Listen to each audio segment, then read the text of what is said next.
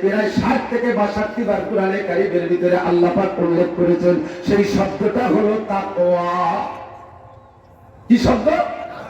তাকওয়া। তাকওয়া অত্যন্ত গুরুত্বপূর্ণ। তাকওয়া মানে খোদার ভয়, তাকওয়া মানে আল্লাহর ভয়।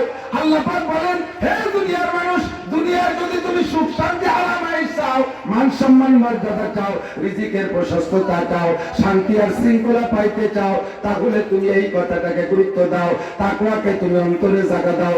আল্লাহ পাক বলেন, ইয়া আইয়ুহাল্লাযীনা আমানুত্তাকুল্লাহ, হে অন্ধ জগতের অটল বিশ্বাসী পাগলরা, ইত্তাকুল্লাহ, হে আমার যুবকরা যারা আছো বাসা, প্রাণপ্রিয় যুবকরা লক্ষ্য কর, পর্দার আলে মা বোনরা খেয়াল করেন, আমার মুরব্বী বাবারা লক্ষ্য করেন, আমার সমসাথী ভাইরা কান খাড়া করেন।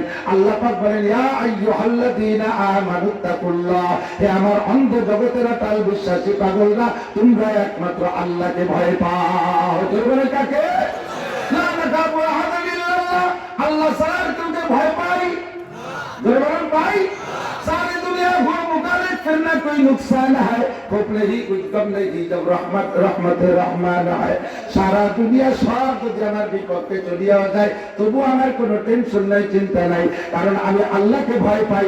এর কারণে আল্লাহ আল্লাহ রাসূল আমাকে ভালোবাসে। কাজে আমার সব যদি শত্রু হয়ে যায়, আমার কিছু আসে যায় না।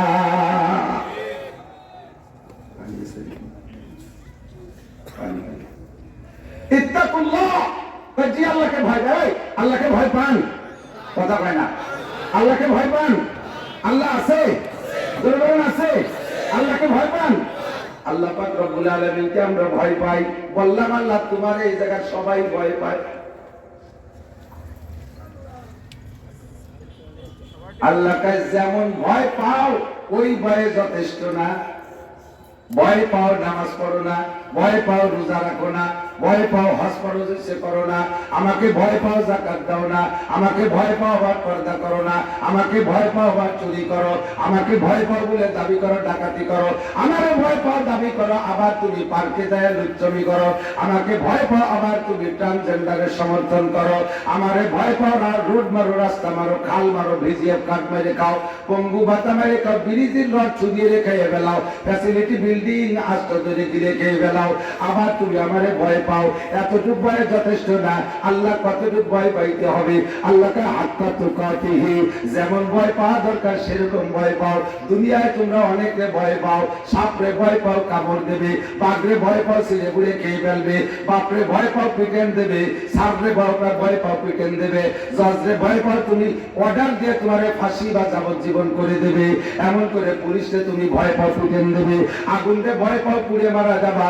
সব ভয়ের সার যে দাঁড়াইছে মরণ পর্যন্ত, মরা পর্যন্ত জাগতিক যত ভয় আছে সব ভয়ের সীমা লেখা রেখা মরা পর্যন্ত।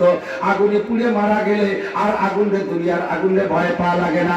বাঘরে ভয় পায় ধরে ছিঁড়ে পুড়ে খেয়ে মেরে ফেললে আর বাঘরে ভয় পাওয়া লাগে না। কথা বলেন ঠিক কি না?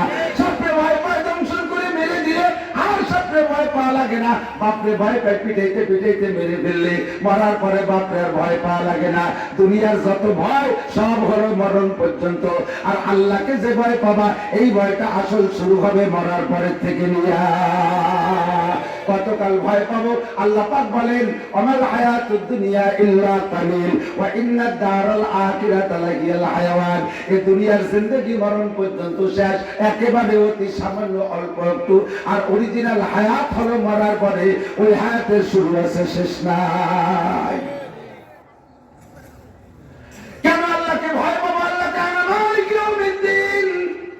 আরে তুমি জজরে ভয় পাও, কোন জজ আসামিকে নিজে হাতে পিটান দেয় না, কোন জজ ফাঁসির হুকুমের আসামিকে নিজে হাতে ফাঁসি দেয় না। জোরে বলেন দেয়? কোন জজ নিজে হাতে বিচার করে না, উনি শুধু অর্ডার দিয়ে দেয়, কার্যক্রম পরিচালনা করে অন্য কেউ। আল্লাহ পাক রব্বুল আলামিন বলেন, তাতেই দুনিয়ার জজরে ভয় পাও। আর বিচার দিনের মালিক আমি আল্লাহ।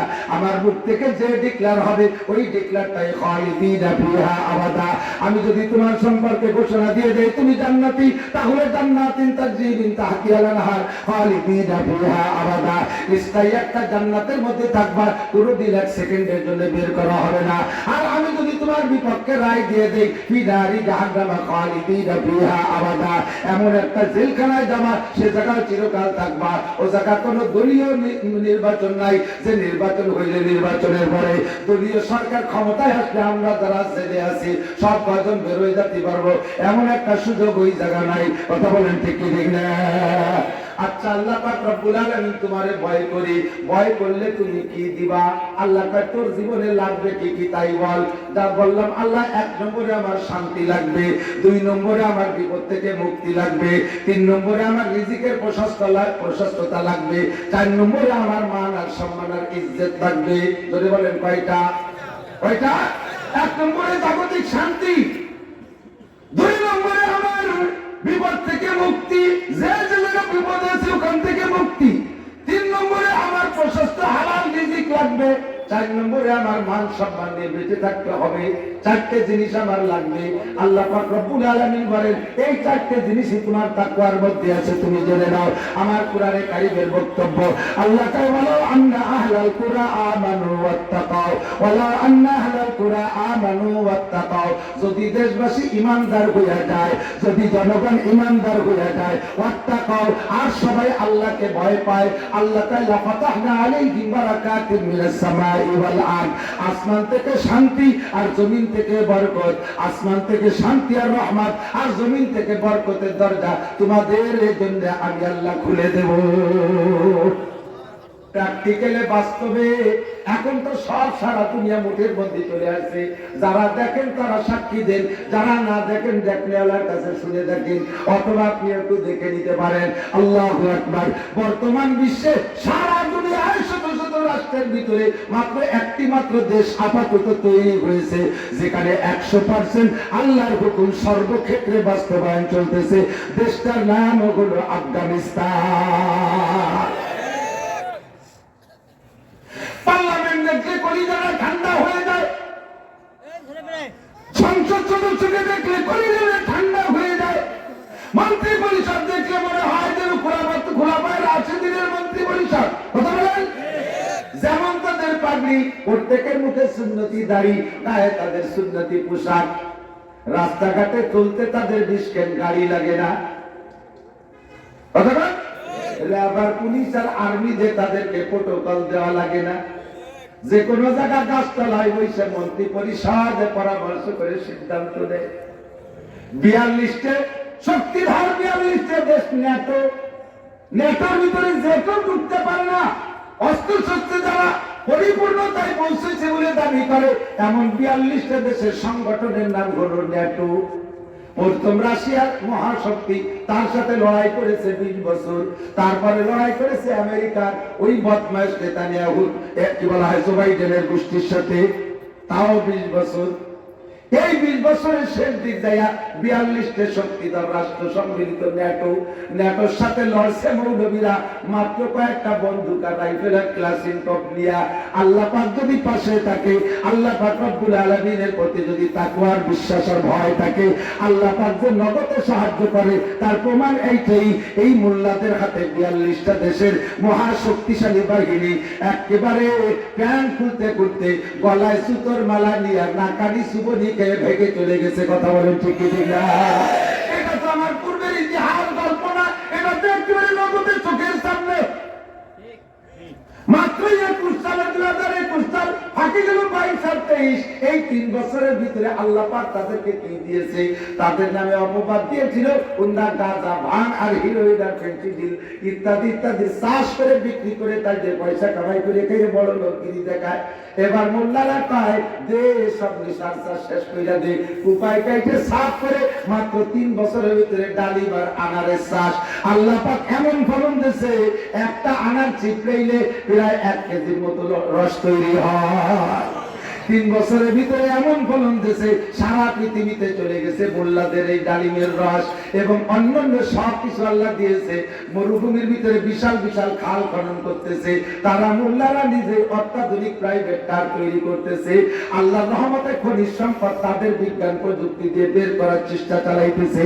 মাত্র 3 বছরের ভিতরে সারা পৃথিবীর রেমিটেন্সের মর্যাদা হিসাবে সারা পৃথিবীর যেই সব দেশের টাকার দাম সবচাইতে বেশি, তার ভিতরে রোল নাম্বার তিন অর্জন করেছে আমার মোল্লা আফগানিরা। পরিচয় বলিত আল্লাহু আকবার। আল্লাহ আন্নাহুল কুরআন ওয়াত্তাকু, তারা খাদ্য সম্পূর্ণ খাদ্য সংকট তাদের নাই, অর্থের দিক দিয়ে আল্লাহ পাক তাদেরকে লেভেলে নিয়ে আসছে। শান্তি আর শান্তি, কোনো শান্তি নাই। মহিলারা চাকরি করবে 100% পর্দার সাথে, মেয়েরা স্কুল কলেজ ইউনিভার্সিটিতে পড়বে, বাধা নাই কোনো জায়গা, 100% পর্দার সাথে। আর জিনা ধরা পড়লে তাদেরকে যদি অবিবাহিত হয় তাহলে 100 ডুরা বাধ্যতামূলক। বিবাহিত হইলে আর জুমুহুমা পাথর মেরে শেষ করে দাও।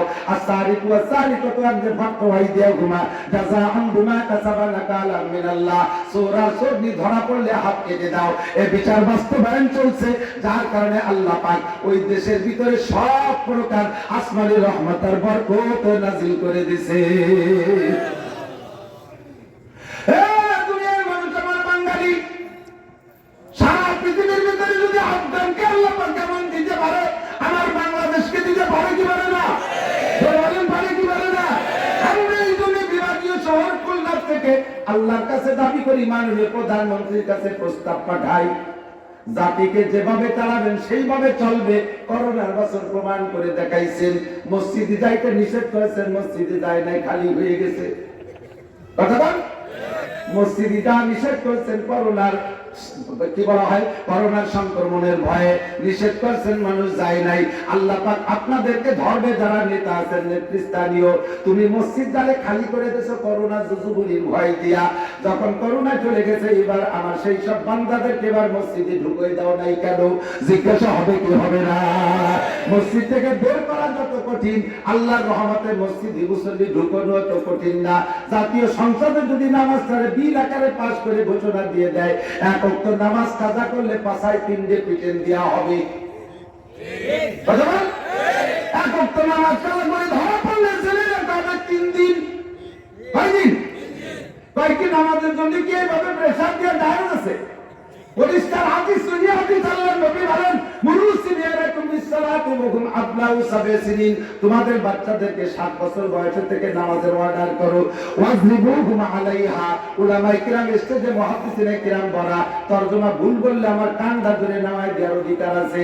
ওয়াজরিবুহুম আলাইহা, এই নামাজের কারণে বাচ্চাদেরকে পিটান দাও। ওয়া হুম আবনাউ 10 সিনিন, বাচ্চার বয়স যখন 10 বছর পার হয়ে যাবে, তাহলে 10 বছরের উপরে যাদের বয়স, তাদের নামাজের জন্য পিটান দেওয়ার হুকুম আছে না নাই?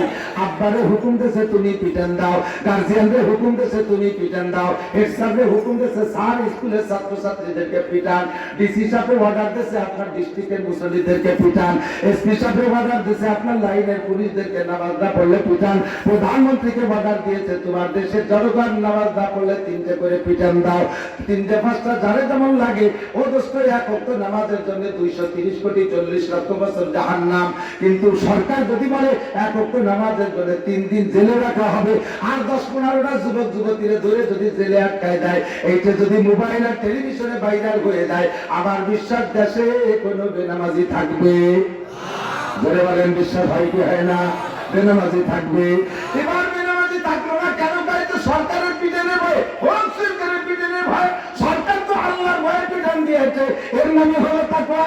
এবার যদি সব মানুষ নামাজি হয়ে যায়, ইনশাআল্লাহ চোর থাকবে না, ডাকাত থাকবে না, লুচ্চর থাকবে না, বদমাইশ থাকবে না, টনমারা বনমারা থাকবে না, সুৎখোর ঘুষখোর থাকবে না, মাগিবাজ ফাঁকিবাজ লম্পট লুচ্চ থাকবে না, পার্কের মধ্যে বসে আকাম কুকামে তসবিহ টিপাটিপি চলবে না, ট্রান্সজেন্ডার চলবে না, সমস্ত কুকাম আকাম বন্ধ হবে। আর আল্লাহর রহমত তখনই আফগানের মতো বাংলাদেশের উপরে নাজিল হবে।